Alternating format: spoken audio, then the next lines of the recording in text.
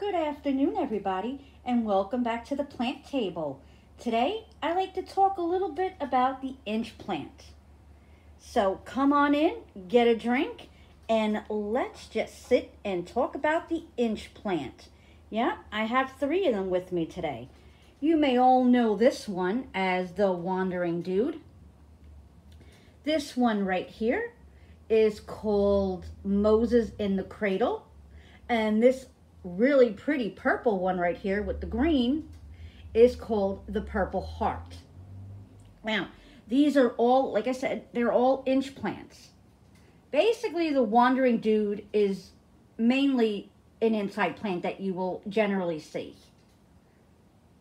The Moses in the Cradle, the Purple Heart, a lot of times you see them outside in, outside in people's gardens and pots, because they like to creep on the sides of your house and stuff.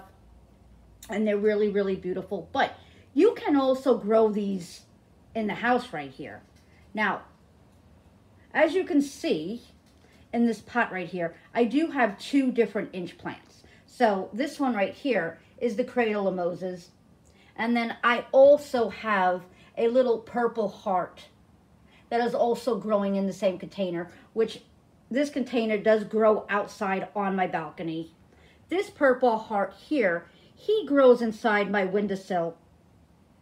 Okay, he grows inside my windowsill. Look at that rosette. It's just beautiful. He grows in the north windowsill. And my wandering dude also grows in my windowsill, which is a north-facing one. So, you may be asking, if they could be grown inside, if they're grown, inside, outside, are they poisonous to my animals? And the answer is going to be yes. They are mildly toxic. So if your cat gets a hold of them, a bird gets a hold of them, your cat gets a hold of them, a dog, whatever you may have in your house. Yes, it's toxic, and they can get an upset stomach. They can throw up from it. They can get diarrhea. They also can foam from the mouth. And if this happens, I would definitely go ahead and rush them to a vet and get that taken care of. Now, sadly to say, I have had my cat Boo Boo chomp on them a couple of times. And then I had to put him up, really high so he couldn't get to them anymore. But, luckily, he didn't get any kind of upset stomach because, he obviously didn't digest, a full plant, half a plant. He made a chomp on, the end of a leaf. So, besides that, you may also be asking, how do you water these guys? Well, these guys right here, I do water once a week. Now, most inch plants, they like to be on the dry side. So if God forbid you have to go on vacation, or you're just gone for a couple of days for an emergency, these plants are not going to be one of those plants that are delicate and is going to die in a day or two if it doesn't get a nice drink of water. That's not going to happen. You may come back and have maybe a few shriveled leaves, but you're not going to have a pure, just dead out plant that you can't survive, that's not survivable and that you can't propagate and bring back to life. So I wouldn't worry about that. And like I said, these guys right here, these are on my balcony. And these guys are in half shade, half sun. So in the daytime, they get a nice amount of, sun for maybe, I would say 3 to 4 hours, but not, direct sun. And the rest of the day, they do live in a nice, nice shade. Same thing, for my wandering dude. They do like a nice amount of sun. And I'll tell you this too, a nice little secret that you may not know. The more sun that the wandering dude gets, the more sun that the Cradle of Moses gets, and the more sun that the Purple Heart gets, they're going to get a deeper purple, lot deeper purple. Now, as you can see, this one right here, the Purple Heart, There also is a green version, so there's no purple on it, just all green. So you see the green that's on here? It's going to be a lighter green, but the whole plant is going to be green. And so just keep that in mind. There's a different version of this one. And if you come over here, the Wandering Dude, there is another version of it also, which is a much deeper purple. Not that this one doesn't have a nice purple on it, because the Wandering Dudes are going to have purple on their leaves, but it's going to be a lot deeper. Okay, and just to share with you, you might be asking, do they have flowers on them? Do they get flowers? Yes, they do get flowers. But again, they're going to be really tiny. Tiny, tiny, tiny little flowers. You are going to be able to see them, but, you know, they're not going to be anything magnificent like a rose or anything like that. They're just going to be little buds. Now, you might be asking, well, what color are the flowers when they come out? Well, good question. You take your purple heart here. This fella right here is going to get a purple tiny little flower on it. It's going to be like a pinkish purple. Okay?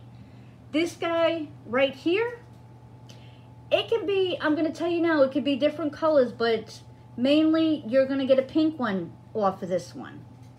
And then the Wandering Dude, that's going to depend on which one you have. So you can either A, you know, get a white flower. B, pink flower. C, you know, you could get a purple flower. You just don't know. And then sometimes if you buy them, say from a grocery store, nursery, sometimes people don't realize that sometimes they put the two different kind of Wandering Dudes in the pot. And sometimes when a plant is young, you can't tell the difference. So one day you might wake up and be like, oh my gosh, you know, I got 3 different kind of flowers or 2 different flowers. Well, hey, that's great if you do, you know. But, so that's it though. You're going to either get the pink, the white, the purple. So I hope that these plants had bring you a little joy today, because I'll definitely tell you, I love the color pink. I love purples. You know, these are some of my favorite colors. You know, and just look at this. I mean, look how these plants, they just cascade down off of this pot. I mean, just look at that. I mean, really look at that. Oh, this is just, it's beautiful. I mean, just really take a look at that. Look at that. Look how it just, look at that. Look how it just casts. Look at that. It's just beautiful. So you see how I have a close-up of this, and you see the middle of it? When it does get a flower, that's basically where you're going to see them, is right there, right in the middle there. Now, the Moses and the Cradle, this one is not really much of a cascading plant. It is going to be more compact, you know, together. But, you know, it will get taller, and it can cascade over the pot. But most of the time, it's not. It's going to be very, you know, very short, compound. But as you can see, it does, you know, it comes a little bit over the pot.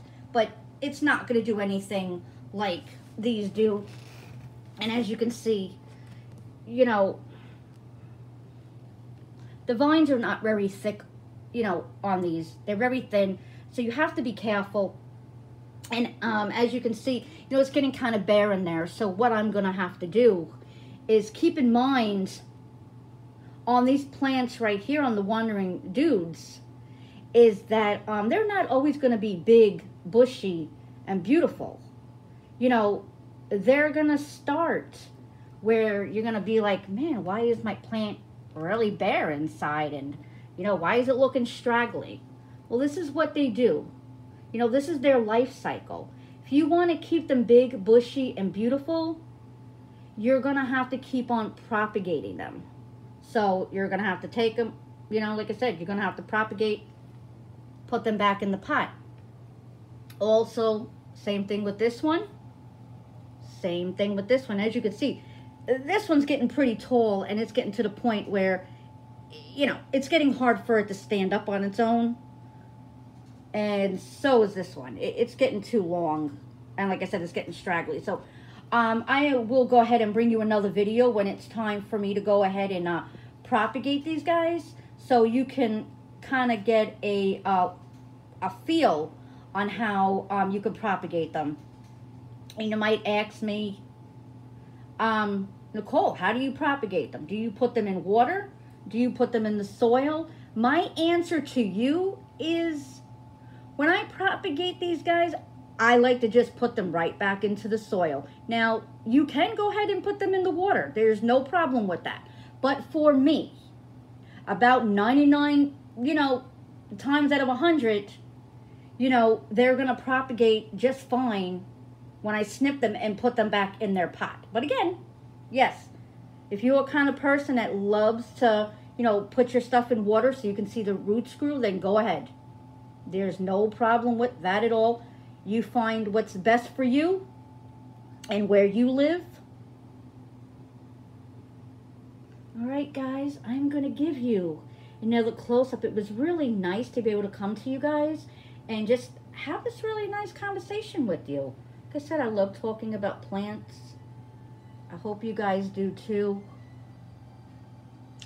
I'm just going to give you a little bit of a close-up on these guys. And like always, I hope you have a good afternoon, and God bless, and I hope to see you again. Thank you, guys. Bye.